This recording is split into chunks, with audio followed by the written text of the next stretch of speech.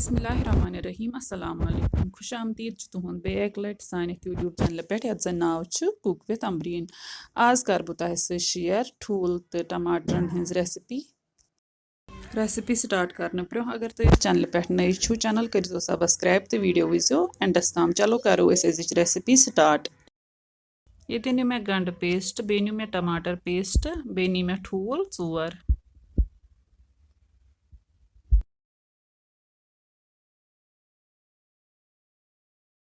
इतन करो गड ठूल fry fry कर दशवो साइडो असल पे। इतन त्रो थोड़ा सा नून वन योतान अकन दिन पूर अत दिमो फ्योर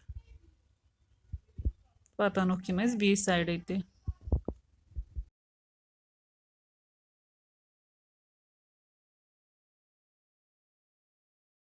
दशवो साइडो युथ गोल्डन ब्राउन गन तो कड़ो अकिस प्लेटस मज नबर इत पे ठूल फ्राई कोर इथे पे बाकी ठूल तो इथे पे फ्राई कर। ये ठूल गई ये फ्राई वन नी मे बड़ आल बे नी दालचीन थो मे थोड़ा पीस त्रो तेलस मज बे त्रो गार्लिक पेस्ट चमचे युथ यह फ्राई ग अम पे त्रो अत मज अनियन पेस्ट थोमुत यह त्रो अथ मज अनियन पेस्ट त्रयित तोतान फ्राई कर योताम हल्क ब्राउन गन गो यह ब्राउन तो वन त्रो अत मज कह मसाल ये मे निमुत मर्चवांगन लेदर बादियान बे मे निमुत गरम मसाल यह त्रो अत मज तो करो मसाल तव फ्राई। मसाल फ्राई गसित करो यह टमाटर पेस्ट ऐड बे त्रो ये नून चमच अख पे 2 तो करो वेट तोताम योताम टमाटो पेस्ट फ्राई ग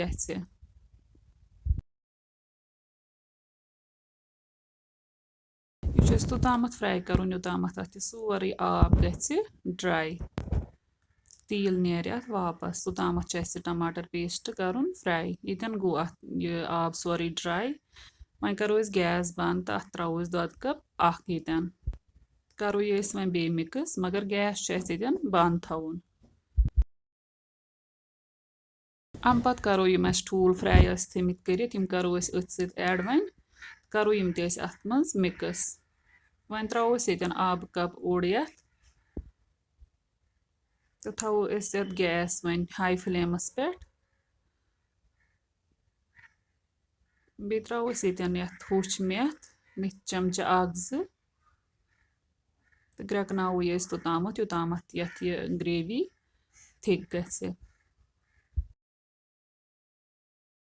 कैंसस टाइमस इथे हाई फ्लेमस पे थत कोर चक तो यह सन रेसिपी रेडी गमज वन करो ये पे करो अत वन फ्रेश क्रीम ऐड अम सत असल ज़्यादा टेस्ट क्रीमी टेक्सचर बे सन रेसिपी ये अंद तह अगर सोन अजुक वीडियो पसंद आमुत वीडियो करो लाइक तो शेयर बे दीजो पन फीडबैक कमेंट सेक्शनस मज। अल्लाह हाफिज़।